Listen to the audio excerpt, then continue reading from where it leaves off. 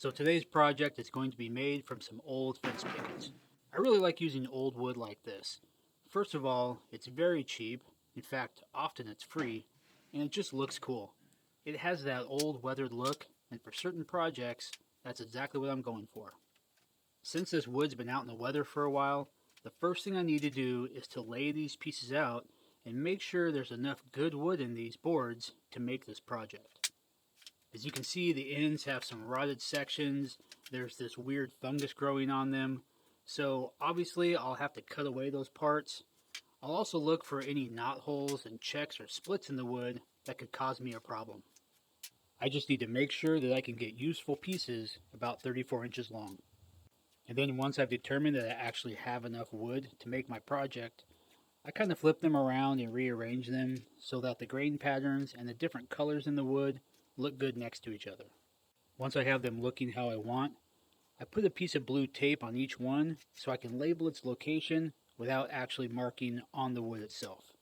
That way, when I stack them up and take them to the miter saw to cut them to length, I can easily put them back in the same order I had them in. And here I'm just marking where I'll make my cuts. And as you can see, I'm cutting them at all different locations.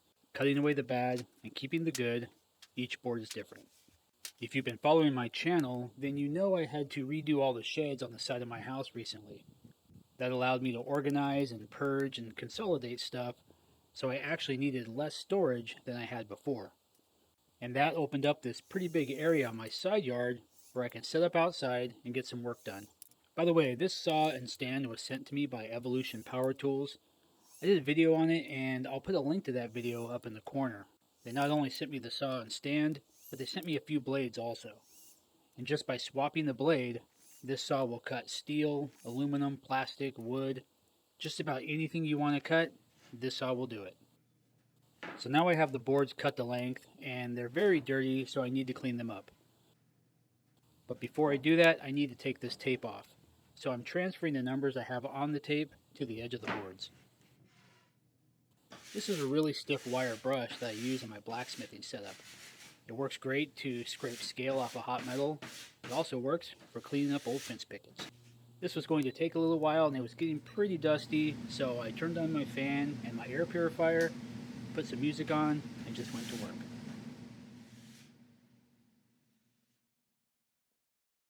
Now that the boards are all cleaned up, I have them laid out in order and I'm just double checking everything. I want to make sure that when I put this on my CNC, any imperfections in these pieces won't interfere with my project. And if I have to rearrange or replace any boards, I'll do that now. So I have everything looking good, and it's time to put some dowels in these. I'm going to do 3 dowels per joint and glue this up. I'm not edge jointing these boards for a real tight glue up. I'm leaving the edges pretty raw. But I will glue and clamp them up, so they should hold together just fine. It's kind of the look I'm going for, keeping it as rustic as possible. All the dowels lined up fine and the panel went together well, and that's really what I like about dowel joints. Yes, they add some strength to your joint, but I think the real benefit is in assembly. You can just pop stuff together and the dowels hold everything in place. It's like having an extra set of hands, and it makes assembly go a lot easier and faster. And this can happen when you're gluing up a wide panel like this. As you tighten up your clamps, you can put a bow into the panel. So the remedy for this is very simple. Just go grab a couple cauls, clamp them on, and flatten the panel out.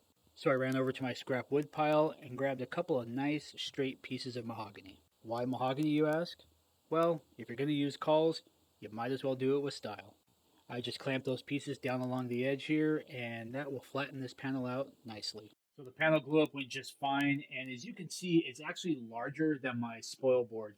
The circle I'm going to be cutting out pretty much maxes out my machine here, so I made the panel oversized, and instead of using the regular clamping system that I use to hold stuff down, I just screwed this directly to the spoil board, and that should hold it just fine. So this is all homed and zeroed. I'll be carving the numbers first, so let's go.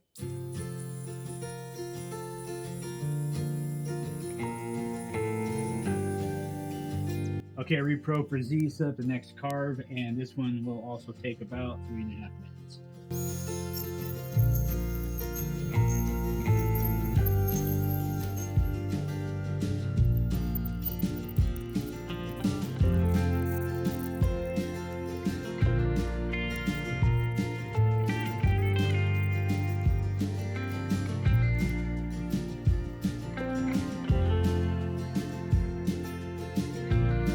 So I put the clock on hold for about a week while I was working on something else. And it's been over in the corner, and I've been walking by it and looking at it and thinking about it, and I've decided that I don't like it. Now, I could have easily just found some clock design online or a bitmap of a clock and traced it and used that and would have had a perfect layout. But I didn't want to do that. I wanted to start with a blank canvas, do my own layout, and I really didn't pay attention to where the numbers were going well enough. I don't think this is really going to function or look good as a clock. The main problem is the numbers just aren't laid out properly. For example, as you can see here, this 10 is about 3/4 of an inch away from the edge of the clock, while the 9 right below it is about 2 inches away from the edge. And then you have this situation where the 11 and the 1, which should be even with each other along the bottom, you can see how the 1 is a lot lower than the 11.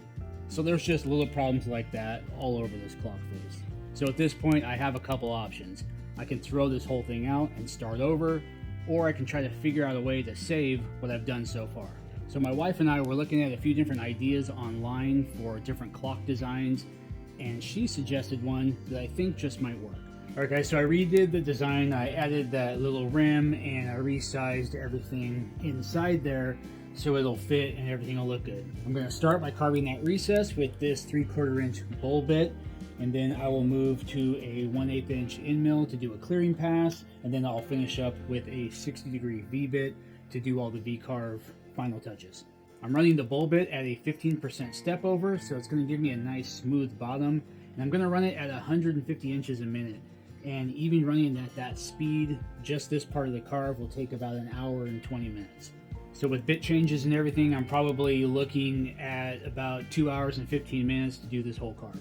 So it's all set up and ready to go. I'll get this carve started and I'll bring you guys back when we're towards the end of it. All right, loading up the first carve. I'm gonna start with the bowl bit. This is telling me 37 minutes. The Vectric design software estimated it at an hour and 9 minutes or something like that. So, but the Onefinity interface here is telling me 37 minutes, 10 seconds. So this might go a lot quicker than I thought. So that'd be good. Here we go.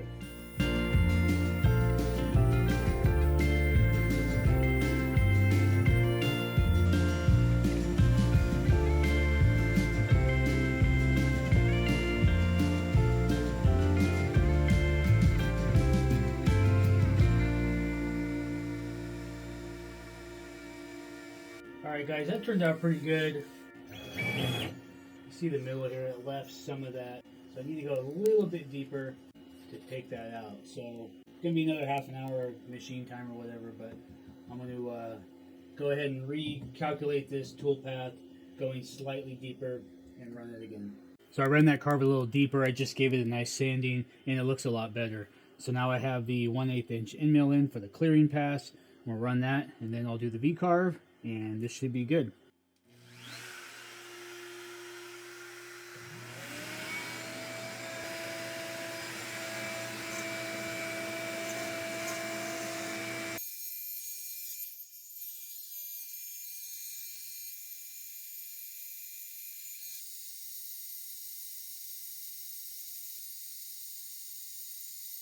Alright, so clearing pass went well. I have the 60-degree V-bit in, and as always, whenever you change a bit, reprobed for Z, and ready to go. So let's do this.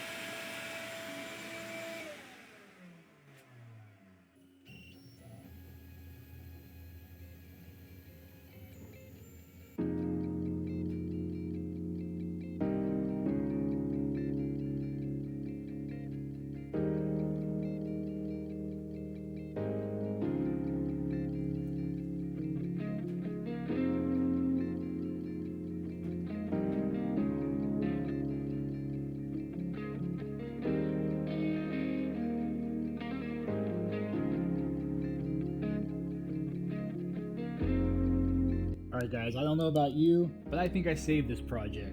The carve went good, I put some finish on it, and I think it turned out really nice.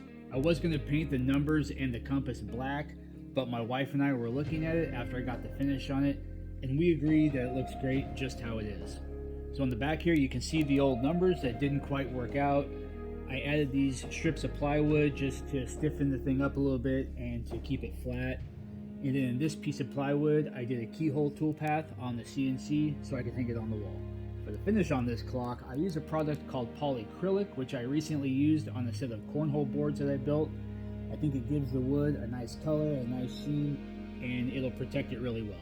So remember, if you're doing a project that's not quite going how you expected, don't be afraid to use your imagination, change gears, and see if you can save it. What you end up with might just be better than your original design. Well, that's it for this one. If you enjoyed the video, please remember to like, subscribe, and ring the notification bell so you get notified when new videos come out. Get out in your shop and make something today. Thanks for watching, and I'll see you next time.